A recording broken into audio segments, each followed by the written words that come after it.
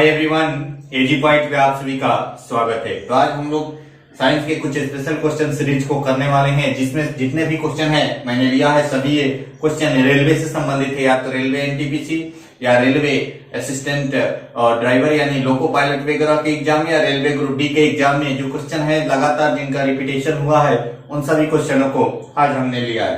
तो यह सभी क्वेश्चन ऑप्टिक्स नाम का जो चैप्टर है जो मैंने कंप्लीट किया है उसी चैप्टर से संबंधित है। तो चलिए हम लोग स्टार्ट करते हैं क्वेश्चनों का प्रैक्टिस करना। तो जो लोग अभी इस वीडियोस को देख रहे हैं वे लोग जरूर शेयर कर दे, ठीक है, और जो लोग चैनल पे नए हैं वे लोग इस चैनल को सब्सक्राइब कर ले। चलिए क्वेश्चन है कि देखिएगा, जो हम लोगों ने पढ़ा था उसी क्वेश्चनों का देखिए क्या रेलवे क्वेश्चन करता है, जो हमने पढ़ा है क्या वैसे क्वेश्चन एग्जाम में आते हैं। इन सभी तथ्यों की भी जानकारी आप सभी को यहाँ मिल जाएगी, ठीक है। चलिए, बोला है कि पानी में हवा के बुलबुले डैश के जैसा कार्य करते हैं। मैंने लिखवाया था कि एक लेंस के बारे में एक लेंस के बारे में मैंने लिखवाया था जिस लेंस का नाम है अवतल लेंस, और उसमें मैंने बताया था कि यह जो होता है यह पानी के बुलबुले जो हैं हवा में अवतल लेंस की भांति कार्य करते हैं, मैंने लिखवाया था। तो इसका आंसर क्या हो जाएगा? इसका आंसर क्या हो जाएगा? ऑप्शन नंबर बी, यानी हमारा ऑप्शन नंबर बी क्या हो जाएगा? आंसर हो जाएगा। क्या हो जाएगा?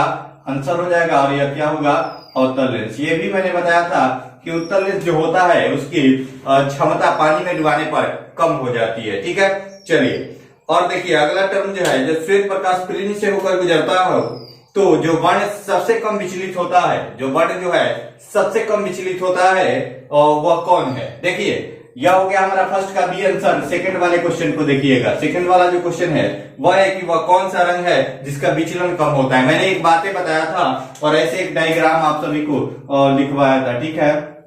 विब जी और लिखा था, ठीक है, विब जी और, ठीक है, विब GYOR ऐसे लिखा हुआ था, विब जी और, ठीक है, विब जी और लिखा हुआ था। और उसमें मैंने बताया था एक बातें मैंने बताया था, क्या बताया था कि विचलन और तरंगदैर्घ्य और साथ ही प्रकीर्णन, तीन चीजों को मैंने बताया हुआ था। मैंने ये भी बातें बताई थी कि जो व्यक्ति अपना धैर्य रखता है, जो व्यक्ति धैर्य रखता है उसका विचलन कम होता है। यानी सबसे ज्यादा धैर्य जो है लाल रंग का होता है। किसका? सबसे ज्यादा धैर्य। धैर्य का मतलब हो गया तरंगदैर्घ्य। लाल रंग का तरंगदैर्घ्य कितना होता है? तो लाल रंग का तरंगदैर्घ्य 7800 एंगस्ट्रॉम होता है। कितना होता है? 7800 एंगस्ट्रॉम। और एंगस्ट्रॉम जो होती है यह तरंगदैर्घ्य की माप करता है, और एक एंगस्ट्रॉम बराबर 10⁻⁻10 मीटर होता है। साथ ही यह जो विबजियोर में सबसे नीचे वाला रंग है वायोलेट, जिसका हिंदी होता है बैगनी, इसका जो तरंगदैर्घ्य है सबसे कम होता है। क्या होता है? सबसे कम तरंगदैर्घ्य होता है। और सबसे कम तरंगदैर्घ्य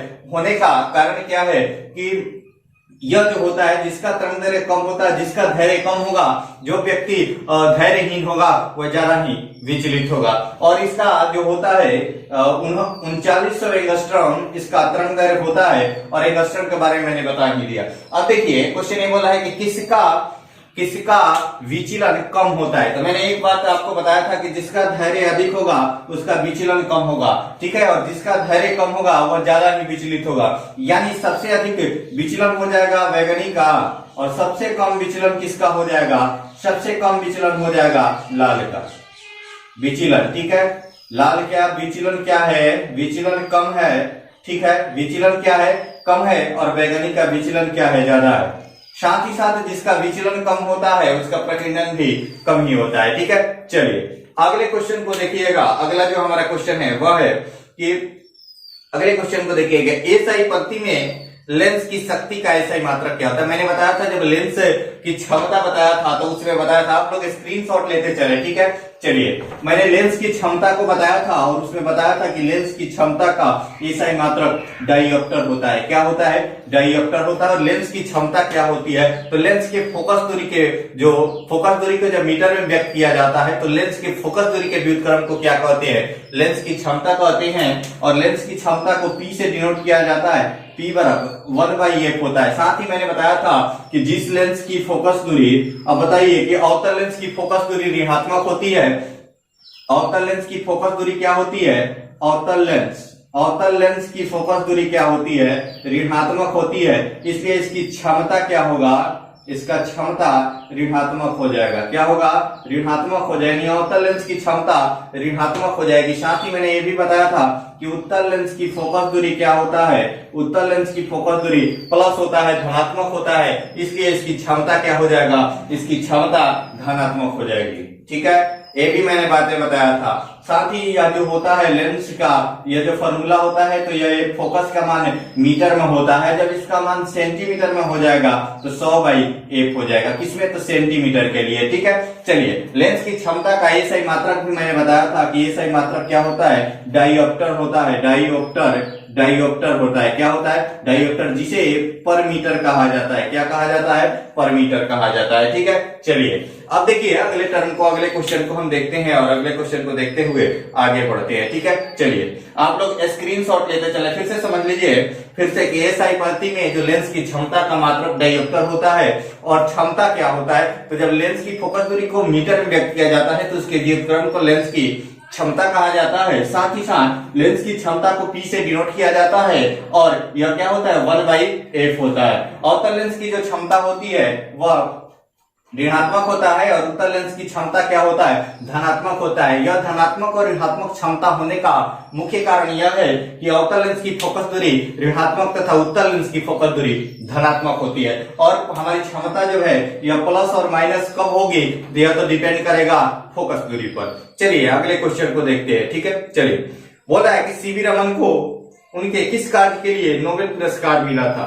देखिए, सीवी रमन को उनके किस कार्य के लिए नोबेल पुरस्कार मिटाते हैं? ठीक है, चलिए, सीवी रमन को जो मिला था नोबेल पुरस्कार 1930 ईस्वी में मिला था। ठीक है, 1930 ईस्वी में मिला हुआ था रमन प्रभाव के लिए। और इन्होंने अध्ययन जो किया था प्रकाश के प्रकीर्णन से संबंधित अध्ययन किया था। किससे संबंधित? तो प्रकाश के प्रकीर्णन के अध्ययन के लिए, और उसी को रमन प्रभाव, रमन इफेक्ट कहा जाता है। क्या कहा जाता है? रमन इफेक्ट कहा जाता है। ठीक है, और इन्हें जो नोबेल पुरस्कार मिला था, बराबर क्वेश्चन पूछता है इन्हें नोबेल पुरस्कार कब मिला था?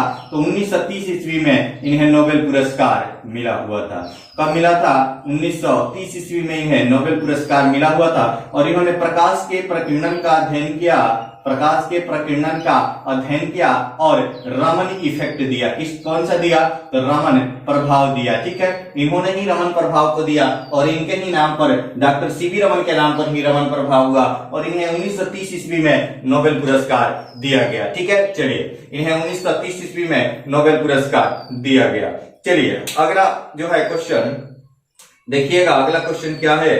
अगले क्वेश्चन को देखिए। ठीक है, चलिए अगले क्वेश्चन को देखते हैं। ठीक है, चलिए अगला जो क्वेश्चन है, आप लोग एक बार फिर इसका स्क्रीनशॉट लेते चले। ठीक है, चलिए स्क्रीनशॉट आप लेते चले।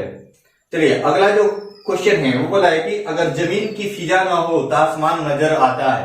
तो यहाँ पर फिजा का मतलब समझना है। फिजा का जो मतलब होता है वो हवा को ही फिजा कहा जाता है। क्या कहा जाता है? फिजा कहा जाता है। आप लोग स्क्रीनशॉट ले ले। ठीक है, चलिए, हवा को ही फिजा कहा जाता है। अगर जमीन पर फिजा ना हो तो आसमान नजर आता है। देखिए, अगर जमीन पर हवा ना हो तो आसमान कैसा नजर आएगा? काला। कैसा नजर आएगा? काला, क्योंकि प्रकाश के प्रकीर्णन की जो घटनाएं होती है वह नहीं होंगी और आसमान कैसा नजर आएगा? काला। और काला को क्या कहा जाता है? तारीख कहा जाता है। क्या कहा जाता है? तारीख। क्या कहा जाता है? तारीख। देखिए क्वेश्चन जो है, सारे क्वेश्चन है आरआरबी में पूछे हुए क्वेश्चन है। ठीक है, आरआरबी चंडीगढ़ ने इसे किया हुआ था। ठीक है, इसे क्या कहा जाता है? तारा। अगर जमीन पर फिजा नहीं हो, यानी जमीन पर हवा नहीं हो तो हमारा वायुमंडल कैसा नजर आएगा? आसमान कैसा नजर आएगा? तो तारीख नजर आएगा, काला नजर आएगा। ठीक है, चलिए अगला देखिएगा, यदि वायुमंडल नहीं हो तो पृथ्वी से आकाश किस रंग का दिखाई देगा? फिर वही क्वेश्चन। देखिए, क्वेश्चनों का थोड़े से जो होता है ना, थोड़े से उसके मतलब लैंग्वेज में चेंजिंग करता है और क्वेश्चनों के पूछने की प्रकृति चेंज हो जाती है। तो आइए देखते हैं। देखिए क्वेश्चन ने बोला है कि यदि वायुमंडल नहीं हो तो पृथ्वी से आकाश किस रंग का दिखाई देगा? यदि वायुमंडल नहीं होगा तो पृथ्वी से आकाश जो है वह काला दिखाई देगा। क्या दिखाई देगा? काला दिखाई देगा। ठीक है, चलिए अगर वायुमंडल नहीं होगा तो डिफ्यूजन की क्रिया, मैंने धूल कर के बारे में बताया था, ये सब नहीं होगा, जिसके कारण डिफ्यूजन नहीं होगा, प्रकीर्णन नहीं होगा और हमारा आसमान का नीला रंग प्रकाश के प्रकीर्णन के कारण ही दिखाई देता है। अगर प्रकाश का प्रकीर्णन नहीं होगा तो वहां पर क्या होगा? काला दिखाई देगा। क्या दिखाई देगा? काला दिखाई देगा। यानी हमारा ऑप्शन नंबर ए क्या हो जाएगा? आंसर हो जाएगा। कौन सा? तो काला। ठीक है, चलिए हमारा ऑप्शन नंबर 1 क्या हो जाएगा? आंसर हो जाएगा। चलिए अगला क्वेश्चन है, क्वेश्चन ये बोला है कि किसी माध्यम का ताप बढ़ता है तो उस माध्यम में प्रकाश का वेग क्या होता है। देखिए किसी माध्यम में का ताप बढ़ता है तो उस माध्यम के प्रकाश के वेग में कोई परिवर्तन नहीं होता है, क्योंकि जो प्रकाश का ताप होता है, देखिए ताप जो होता है,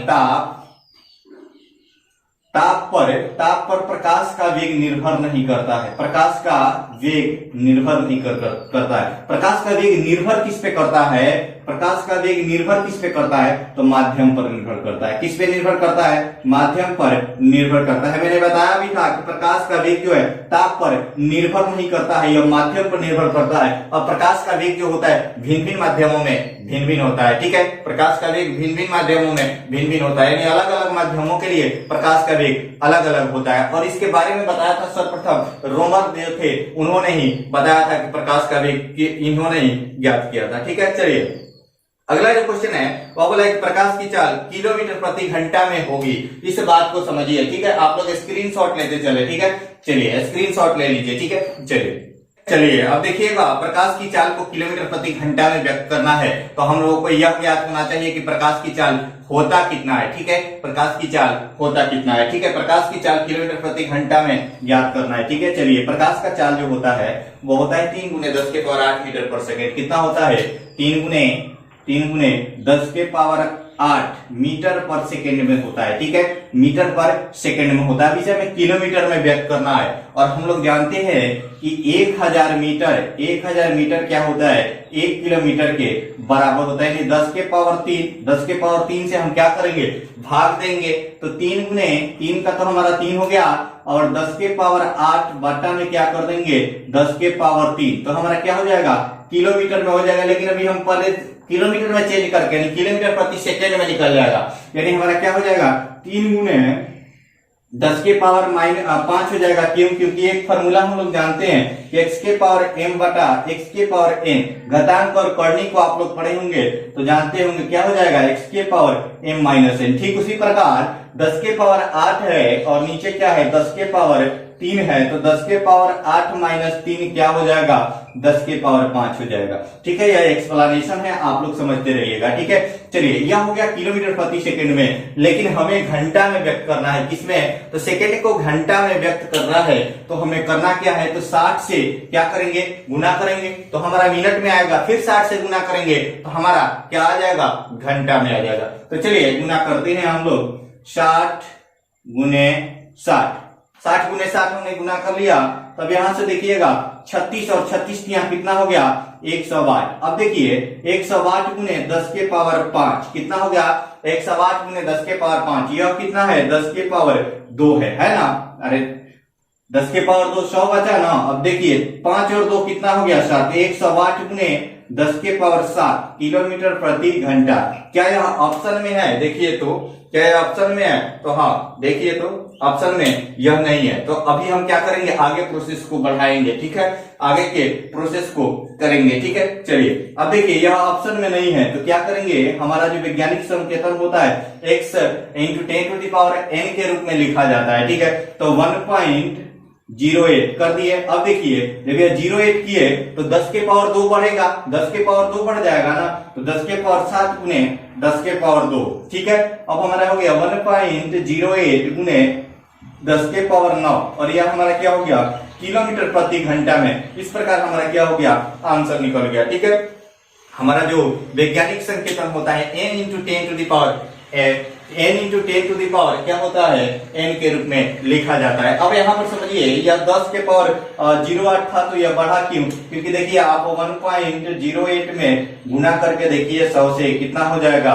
तो 108 ही हो जाएगा। ठीक है, कितना हो जाएगा? 108 ही हो जाएगा। चलिए अब देखिए अगला जो क्वेश्चन है, आप लोग स्क्रीनशॉट लेते चले। ठीक है, चलिए बोल रहा है कि प्रकाश जो है निर्वात में भी चलता है क्योंकि प्रकाश संबंधित है। अब देखिए प्रकाश के निर्वात में चलने का कारण क्या है? इस बातों को यह पूछ रहा है। आप लोग स्क्रीनशॉट ले ले। ठीक है, चलिए प्रकाश के निर्वात में गमन होने का भी यह कारण को पूछ रहा है। तो चलिए हम बताते हैं कि प्रकाश के निर्वात में गमन होने का कारण क्या है। ठीक है, हम लोग जानते हैं कि प्रकाश निर्वात में गमन करता है और निर्वात में प्रकाश की चाल कितनी होती है, तो 3 × 10⁸ मीटर पर सेकेंड होती है। लेकिन इसके निर्वात में गमन होने के कारण क्या है, तो इसके निर्वात में गमन होने का जो कारण है वह है प्रकाश एक विद्युत चुंबकीय तरंग है, यानी चुंबकीय क्षेत्र है, क्या है। और इसके बारे में सर्वप्रथम किसने बताया था, तो मैक्सवेल ने बताया था। किसने बताया था, मैक्सवेल ने बताया था कि प्रकाश क्या है, प्रकाश का, इसका आंसर तो हो गया हमारा चुंबकीय क्षेत्र, लेकिन उस आंसर का एक्सप्लेनेशन समझिए कि मैक्सवेल ने बताया था कि प्रकाश एक क्या है, विद्युत चुंबकीय क्षेत्र है, क्या है, विद्युत चुंबकीय तरंग है, क्या है, विद्युत चुंबकीय तरंग है, ठीक है, विद्युत चुंबकीय तरंग है, जिसके कारण है प्रकाश क्या है, एक विद्युत चुंबकीय तरंग है, क्योंकि प्रकाश, जिसके कारण प्रकाश निर्वात में गमन करता है। और निर्वात में प्रकाश की चाल मैंने अभी बताया था, फिर से एक बार बता देते हैं, 3 × 10⁸ मीटर प्रति सेकेंड होता है, जो कि सबसे अधिक होता है। प्रकाश की चाल निर्वात में सबसे अधिक होती है। और एक बात को ध्यान में रखिएगा कि इतनी निर्वात में चाल होने के बावजूद भी प्रकाश जो है सूर्य से पृथ्वी तक आने में 8 मिनट 18 सेकेंड लेता है, ठीक है। 8 मिनट 18 सेकेंड को कहीं कहीं 8 मिनट ऑप्शन में दे देता है और कहीं कहीं 8 मिनट 20 सेकेंड भी देता है। इन तीनों में से कोई ऑप्शन में रहे तो हमारा आंसर हो जाएगा, ठीक है। चलिए, लेकिन 8 मिनट 18 सेकेंड एनसीईआरटी फॉलो है, वह सबसे करेक्ट है। लेकिन जब यह देता है तो इन्हीं 3 में से कोई ऑप्शन आप सभी को एग्जाम में देखने को मिलता है, ठीक है। चलिए अगला देखिएगा, चलिए बोला है कि प्रकाश की, अब यहां पर समझिएगा कि बोला है कि क्वेश्चन क्या है कि प्रकाश का रंग निश्चित किया जाता है किसके द्वारा। देखिए, प्रकाश का जो रंग है, प्रकाश का रंग किस पे निर्भर करता है, तो प्रकाश का रंग उसके तरंग दैर्घ्य पर निर्भर करता है। और तरंग दैर्घ्य क्या होता है, मैंने बताया था कि प्रकाश का रंग तरंग दैर्घ्य पर निर्भर करता है। इस सभी बातों को मैंने जब रंग को पढ़ाया था, यानी कोई व्यक्ति लाल दिख रहा है तो लाले को क्या करता है, परावर्तित करता है, और सफेद दिखने का कारण कि वह सभी रंगों को अवशोषित कर लेता है, ठीक है। रंग कितने होते हैं, 7 ही होते हैं, ठीक है। चलिए अब देखिएगा आगे क्वेश्चन ये बोल रहा है कि प्रकाश के रंग निश्चित किया जाता है तो उसके तरंग दैर्घ्य के द्वारा। अब देखिए, तरंग दैर्घ्य क्या होता है, तो जो श्रृंग और गर्त होते हैं नी, एक जो है अपने रिपीटेशन को तय करने में जितनी दूरी तय करता है तरंग, वह क्या कहलाता है, उसका तरंग दैर्घ्य कहलाता है, वेवलेंथ कहलाता है। और इसे एंगस्ट्रॉम में व्यक्त किया जाता है, किसमें, एंगस्ट्रॉम में। और ये भी मैंने बताया था, इसका आंसर तो सी हो जाएगा, क्या हो जाएगा, इसका आंसर सी हो जाएगा, तरंग दैर्घ्य। तरंग दैर्घ्य इंग्लिश में इसे वेवलेंथ कहा जाता है और इसको व्यक्त किया जाता है एंगस्ट्रॉम में, किसमें, एंगस्ट्रॉम में। और 1 एंगस्ट्रॉम बराबर कितना होता है, 10⁻⁻10 मीटर होता है। कितना होता है, 10⁻⁻10 मीटर होता है, ठीक है। चलिए आगे अगले क्वेश्चन को देखिएगा, प्रकाश का वेग सर्वप्रथम किसने मापा था।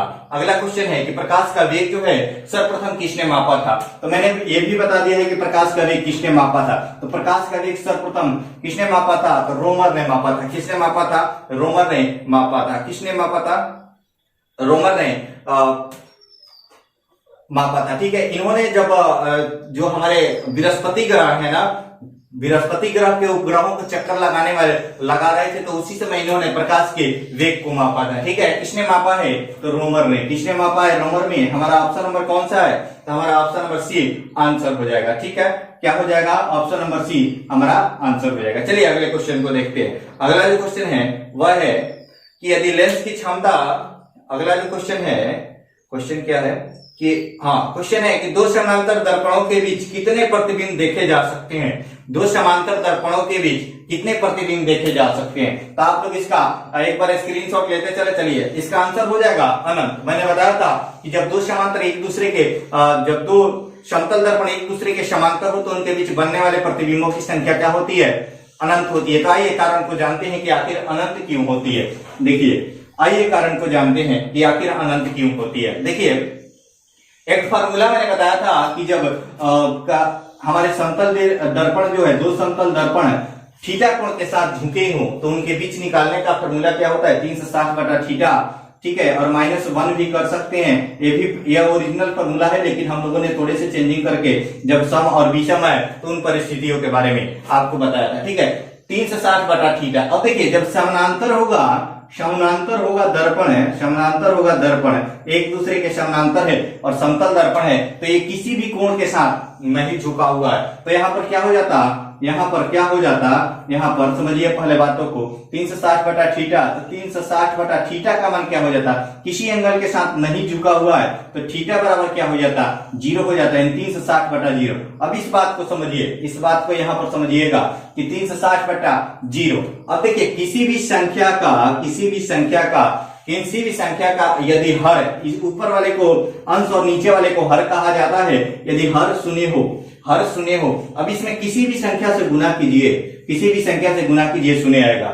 यानी वहां पर किसी भी संख्या का यदि हर शून्य हो तो वहां पर उसका मान क्या होता है, इनफाइनाइट होता है। इस प्रकार यदि दो समतल दर्पण एक दूसरे के समानांतर हो तो उनके बीच बनने वाले प्रतिबिंबों की संख्या इनफाइनाइट होती है। इसे हिंदी में क्या कहते हैं, अनंत, जिसका अंत नहीं हो, क्या नहीं हो, तो जिसका अंत नहीं हो। ठीक है, हमारा ऑप्शन नंबर ये आंसर हो जाएगा। ठीक है, देखिए इसी क्वेश्चन को एक बार फिर से किया है आरआरबी। ठीक है, आरआरबी एक बार फिर से, एक बार लोको पायलट में किया हुआ है, फिर से इस क्वेश्चन को एक बार रिपीट किया है 2012 में, 2005 में पहले किया था, फिर 2012 में इसे रिपीट कर दिया है। ठीक है, चलिए अब देखिएगा अगला जो क्वेश्चन है कि निम्नलिखित में से किसे सूर्य प्रकाश को नाभि बिंदु पर लाने में प्रयोग किया जाता है। ठीक है, किसे सूर्य प्रकाश को नाभि बिंदु में पर लाने में प्रयोग किया जाता है। मैंने बताया था दर्पणों को जब पढ़ाया था तो उनके यूजेज में बताया था, एक दर्पण का नाम है अवतल दर्पण।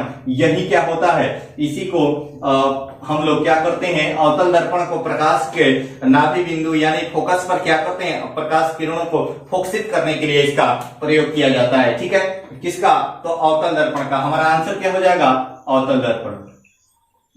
अवतल दर्पण का एक और यूज मैंने बताया था कि अवतल दर्पण का उपयोग हम लोग हजामती दर्पण के रूप में करते हैं। इसमें तो हमारे हजामती दर्पण के रूप में। ठीक है, उसके बाद में मैंने बताया था कि अवतल दर्पण जो होता है, या जो डॉक्टर होते हैं, डॉक्टर कान नाक गले के जो डॉक्टर होते हैं, उसके अंतर्गत कान नाक गले के अंदर देखने के लिए किसका प्रयोग करते हैं, तो अवतल दर्पण का प्रयोग करते हैं। ठीक है, चलिए अब देखिएगा अगला क्वेश्चन है कि दर्पण बनाने में निम्नलिखित में से किसे उपयोग में लाया जाता है। देखिए दर्पण बनाने के लिए निम्नलिखित में से किसका उपयोग किया जाता है, तो दर्पण बनाने के लिए AgNO3 का उपयोग किया जाता है। AgNO3, Ag जो होता है सिल्वर का संकेत है, NO3 का मतलब क्या है, नाइट्रेट। ठीक है, तो यानी सिल्वर नाइट्रेट का हम लोग प्रयोग करते हैं। ठीक है, जो कि ऑप्शन नंबर ए में दिया हुआ है। किसका प्रयोग करते हैं दर्पण बनाने के लिए, AgNO3 का, जो कि ऑप्शन नंबर ए में है। इसे सिल्वर नाइट्रेट कहा जाता है। क्या कहा जाता है, सिल्वर नाइट्रेट। क्या कहा जाता है, सिल्वर नाइट्रेट कहा जाता है। क्या कहा जाता है, तो सिल्वर नाइट्रेट कहा जाता है। और इसी का प्रयोग किया जाता है, हम लोग इसी का प्रयोग करके क्या करते हैं, हम लोग दर्पण को बनाने में इसका प्रयोग किया जाता है, सिल्वर नाइट्रेट का। आप लोग क्या करें, स्क्रीनशॉट लेते चले। ठीक है, चलिए अगले क्वेश्चन की तरफ चलते हैं। ठीक है, चलिए अगला क्वेश्चन है कि 1.5 मीटर। देखिए आज जो क्वेश्चन लिया है ये थोड़े से इजी हैं, लेकिन कल वाले जो क्वेश्चन होंगे वो भी रेलवे के और थोड़े से अलग के क्वेश्चन होंगे। उसमें केवल न्यूमेरिकल्स होंगे और कुछ विशेष प्रकार के क्वेश्चन होंगे। तो पहले मैंने इजी वे को करा देना आज उचित समझा। ठीक है, तो आप सभी आराम से क्वेश्चनों को करें। ठीक है, चलिए आज जो मतलब सिंपल क्वालिटी के जो क्वेश्चन थे आज उसको करवा दे रहे हैं। कल जो है थोड़े से अच्छे क्वालिटी के क्वेश्चन को इसमें करवाएंगे ऑप्टिक्स पर। ठीक है, उसके बाद अगले चैप्टर या अगले सब्जेक्ट की तरफ हम लोग चलेंगे। आप लोग ज्यादा से ज्यादा लाइव आने का प्रयास करें, ज्यादा से ज्यादा टाइम पर एकदम देखिए, क्योंकि टाइम पर देखने से आपके अंदर क्या होगा कि एक टाइमिंग फिक्स हो जाएगा। अगर आप टाइम से देखते हैं तो आपके अंदर जो टाइमिंग फिक्स हो जाएगा उससे आपको डेली वह एक हैबिट हो जाएगा, और उस हैबिट के द्वारा आप अच्छे से कंसेप्ट को एक बार आप ग्रुप में देखें और एक बार आप अकेले देखें, दोनों में अंतर स्पष्ट हो जाएगा। ग्रुप में जब देखेंगे तो आपके अंदर यह क्षमता विकसित होगी कि अगला वाला, देखिए ग्रुप स्टडी मायने रखता है। ऐसे आप स्टडी कर रहे हैं और ग्रुप में जाकर स्टडी करते हैं तो आपकी क्षमताओं का आकलन होता है वहां पर कि हम कितना जानते हैं, हमसे भी बेहतर हैं। देखिए अभी लॉकडाउन की स्थिति है तो 60% स्टूडेंट जो हैं वह पढ़ना छोड़ दिए हैं, लेकिन उन्हें ये नहीं पता कि जब 400 फॉर्म आते हैं, 400 वैकेंसी आती है तो उस पर 4 लाख फॉर्म गिरते हैं, 4 लाख फॉर्म गिरते हैं, और उसमें से सिलेक्शन मात्र 400 का करना है। किसका करना है, 400 का। तो देखिए 60% नहीं पढ़ रहे हैं तो 40% पढ़ रहे हैं ना, तो उस 40% में फाइट होगा, और उस 40% में जो बेहतर होगा उसमें से, उस 40% में से देखिए 4 लाख जो हुआ हमारा हुआ यह 100% हो गया। 4 लाख हमारा कितना हुआ, 100% का मान हो गया 4 लाख। समझिए यहाँ पर 4 लाख 100%, जिसमें 60% नहीं पढ़े, यानी 2,40,000 नहीं पढ़े, 2,40,000 नहीं पढ़े, ठीक है, 2,40,000 कुछ नहीं पढ़े, वह ऐसे ही फॉर्म डाल दिए। आप समझिए 2,40,000 तो फॉर्म डाल दिए, ऐसे ही आगे बताते हैं हम आपको।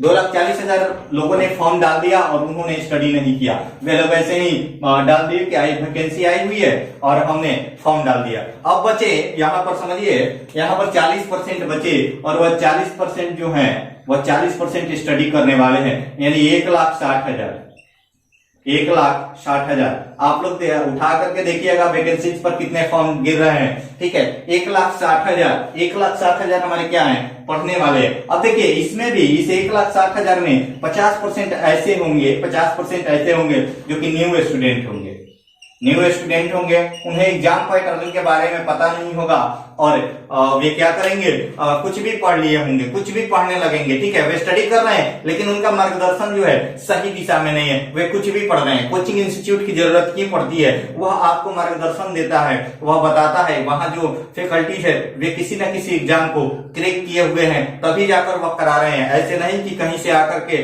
और कुछ भी कराने लगे, ठीक है। तो देखिए यहाँ पर 50% जो है न्यू स्टूडेंट होते हैं, उन्हें मार्गदर्शन की कमी में वे स्टडी करते हैं, वे बेहतर स्टडी करते हैं, बेहतरीन स्टडी करते हैं, लेकिन उन्हें मार्गदर्शन का पता नहीं चलता है, जिसके कारण वे क्या करते हैं, वह एग्जाम से दूर हो जाते हैं। उन्हें पैटर्न ही नहीं मालूम है, तो वे लास्ट में यह सोचने लगते हैं कि चलो इस बार हम लोग देख लेते हैं कि पैटर्न क्या है एग्जामिनेशन का।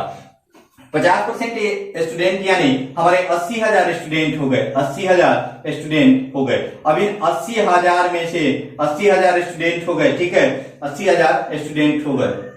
अब देखिए इस 80,000 स्टूडेंटों में होता क्या है, इस 80,000 स्टूडेंटों में कुछ स्टूडेंट जो होते हैं वे एग्जाम देने नहीं जाते हैं, ठीक है, और वे फॉर्म डालेंगे लेकिन एग्जामिनेशन में नहीं जाते हैं, और कुछ स्टूडेंट ऐसे होते हैं जो कि एग्जाम निकालने के बाद भी अगले टर्म में नहीं जाते हैं, ठीक है, अगले टर्म में नहीं जाते हैं, जैसे कि हम करते हैं, ठीक है, अगले टर्म में नहीं जाते हैं, एग्जामिनेशन को निकाल करके और अगले टर्म के लिए नहीं जाते। तो इस 80,000 में से लगभग इसमें से 10% स्टूडेंट ऐसे मिलेंगे जो कि एग्जाम को केवल क्रैक करने के उद्देश्य से बैठते हैं और एग्जाम को क्रैक करके अगले के लिए नहीं जाते हैं, मतलब कि अगली प्रोसेस को नहीं करते हैं, ठीक है। चलिए अभी इस 80% में से हमारा 10% निकल गया, 70% बचा।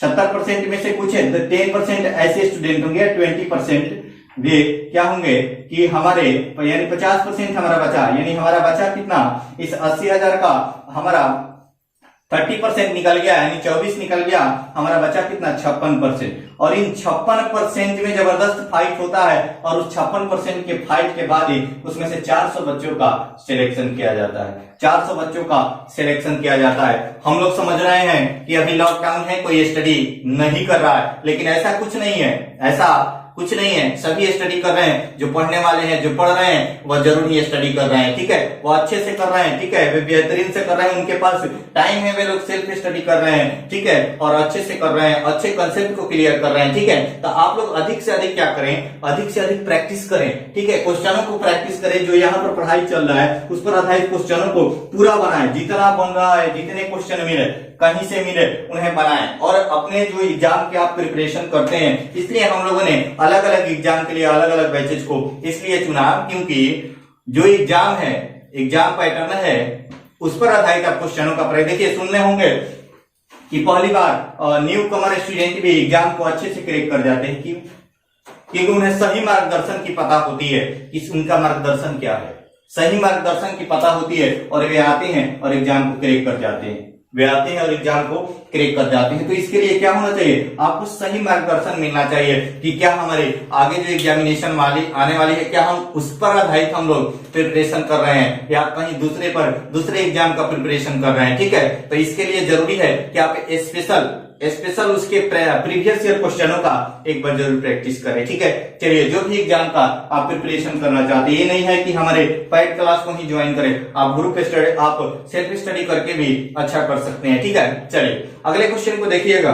अगला जो क्वेश्चन है वह है कि 1.5 मीटर लंबे व्यक्ति को अपने संपूर्ण प्रतिबिंब देखने के लिए आवश्यक दर्पण की न्यूनतम दूरी कितनी होनी चाहिए। मैंने बताया था कि जितना भी व्यक्ति हो, जितना भी लंबा व्यक्ति हो, अगर वह अपना पुनः प्रतिबिंब देखना चाहता है तो उस व्यक्ति का, यानी समतल दर्पण के लिए मैंने बताया था, उस व्यक्ति के आधे क्या होना चाहिए, दर्पण की लंबाई होनी चाहिए। कितना होना चाहिए, आधे, यानी यह 1.5 मीटर का है, 1.5 मीटर का है, तो इसमें 2 से भाग दे देंगे तो 0.75 आएगा। अब 0.75 ही क्या हो जाएगा, मीटर में आंसर हो जाएगा। क्या हो जाएगा, 0.75 मीटर। अगर ये 0.75 मीटर ऑप्शन में नहीं रहे, 75 सेंटीमीटर है तो भी हो जाएगा। क्यों, क्योंकि 100 सेंटीमीटर में 1 मीटर होता है। कितना होता है, 100 सेंटीमीटर में 1 मीटर होता है। यहाँ पर 75 है, 0.5 क्या है मीटर में, या 75 सेंटीमीटर दिया हो, इनमें से कोई भी दिया हो तो आपका आंसर हो जाएगा। चलिए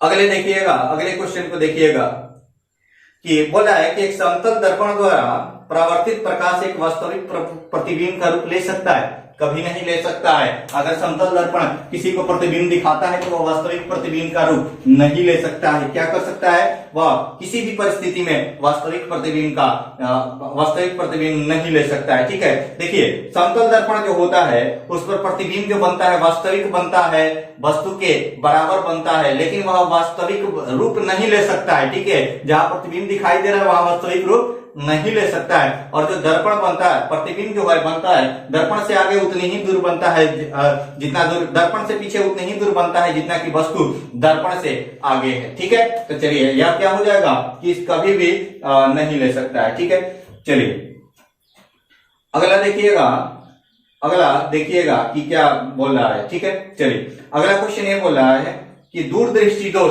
वाली आंखों में क्या होता है। देखिए दूरदृष्टि जब होता है तो मैंने बताया था दूरदृष्टि क्या है। दूरदृष्टि दोष को हम लोग क्या कहते हैं, हाइपरमेट्रोपिया के नाम से जानते हैं, हाइपरमेट्रोपिया के नाम से जानते हैं। और ये भी मैंने बताया था कि दूरदृष्टि दोष जो होता है वह उसमें दूर की वस्तुएं दिखाई देती है और नजदीक की वस्तुएं दिखाई नहीं देती है। दूरदृष्टि दोष के बारे में मैंने बताया था, दूरदृष्टि दोष, दूरदृष्टि दोष को हाइपरमेट्रोपिया के नाम से जानते हैं। और इसमें जो प्रतिबिंब बनता है वह दर्पण के पीछे बनता है। कहां बनता है, तो दर्पण के पीछे बनता है। ठीक है, और ये भी मैंने बताया था कि इसके लिए दूरदृष्टि दोष में किस लेंस का प्रयोग किया जाता है, तो उत्तल लेंस का प्रयोग किया जाता है। किस लेंस का, उत्तल लेंस का प्रयोग किया जाता है। किसके, तो उपचार में। दूरदृष्टि दोष में दिखाई क्या देता है, तो जो नाम दिया है वहां की वस्तुएं दिखाई, अगर दूर दिया है तो दूर की वस्तु दिखाई देती है और नजदीक की नहीं। और साथ ही अगर निकट दिया है तो निकट की वस्तु दिखाई देती है और दूर की नहीं। और निकट दृष्टि दोष में मैंने बताया था एक ट्रिक, नियर, निकट का इंग्लिश नियर। ठीक है, इसे मायोपिया के नाम से जाना जाता है निकट दृष्टि दोष को, लेकिन निकट का इंग्लिश नियर होता है। यानी निकट में कौन सा, तो अवतल लेंस का प्रयोग किया जाता है। कौन से लेंस का, तो अवतल लेंस का प्रयोग किया जाता है। ठीक है, दूरदृष्टि दोष में क्या होता है, और प्रतिबिंब जो है रेटिना के पीछे बनता है। किसमें, तो दूरदृष्टि दोष में प्रतिबिंब रेटिना के पीछे बनता है। प्रतिबिंब कहां बनता है, रेटिना के पीछे बनता है। ठीक है, रेटिना के पीछे बनता है, इसलिए हमारा ऑप्शन नंबर क्या हो जाएगा, ऑप्शन नंबर डी आंसर हो जाएगा। ऑप्शन नंबर डी क्या हो जाएगा, आंसर हो जाएगा। ठीक है, रेटिना के पीछे बनने के कारण वस्तु साफ साफ दिखाई नहीं देती है, दूर की वस्तु दिखाई देती है, नजदीक का दिखाई नहीं देता है। इस प्रकार क्या हो जाता है, दूरदृष्टि दोष में हमें नजदीक की वस्तुएं दिखाई नहीं देती। अगला जो हमारा क्वेश्चन है, अगला जो हमारा टर्म है वह बोल रहा है क्वेश्चन कि 2D और तथा 4D क्षमता वाले दो लेंसों के संयोग की तुल्य क्षमता ज्ञात कीजिए। 2D और 4D क्षमता वाले संयोग के दो लेंसों की क्षमता को ज्ञात कीजिएगा। ठीक है, तो यह क्या हो जाएगा, 2D और 4D लेंस की क्षमता वाले को जब आप ऐड करेंगे तो क्या हो जाएगा, जब लेंस की संयुक्त लेंस की क्षमता अगर पूछ रहा है, संयुक्त लेंस की क्षमता पूछ रहा है तो इसका मतलब क्या हो जाएगा, दोनों को ऐड कर दीजिए।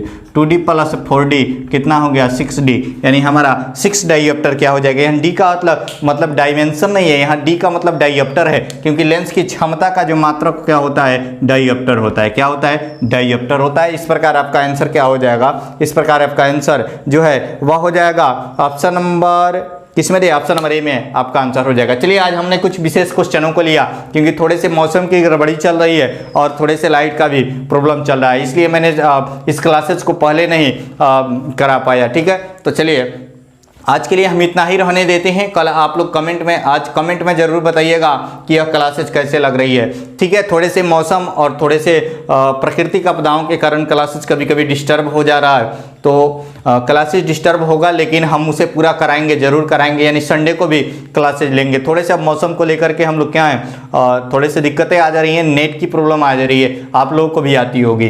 तो चलिए आज के लिए हम इतना ही रहने देते हैं, क्योंकि जो है क्लियरिटी थोड़ी सी गड़बड़ हो रही है। ठीक है, तो आज के लिए इतना ही रहने देते हैं, और आप लोग कमेंट में जरूर बताइएगा कि मेरी यह क्लासेज कैसी लग रही है। साथ ही आप पेड क्लासेज को ज्वाइन कर ले। देखिए, एक ही पेड क्लासेज है जिसमें बहुत सारे सब्जेक्ट आपको पढ़ाए जा रहे हैं। ठीक है, सारे सब्जेक्ट पढ़ाए जा रहे हैं, जीके, जीएस, मैथ्स, और साथ ही रीजनिंग की तो क्लासेज चल ही रही है, वो फ्री क्लासेज है। आज रीजनिंग की क्लासेज नहीं हो पाई, तो रीजनिंग की कल की जो क्लासेज होगी, अच्छे मौसम होंगे तो कल के क्लासेज इतना लंबा हो जाएगा कि आज और कल दोनों को हम पूरा करवा देंगे, दोनों को एक ही में पूरा करवा देंगे। यानी आज वाला और कल वाला जितने क्वेश्चन है, यानी लगभग 30, 35, 40 क्वेश्चनों को करवा देंगे एक ही क्लासेज में, अगर मौसम सही रहा तो। मौसम के ऊपर डिपेंड है कि क्लासेज कैसी होंगी। ठीक है, चलिए तो आज के लिए इतना ही रहने देते हैं। आप लोग कमेंट में जरूर बताइएगा कि मेरा यह क्लासेज आप सभी को कैसा लगा। ठीक है, तो आज के लिए इतना ही, धन्यवाद।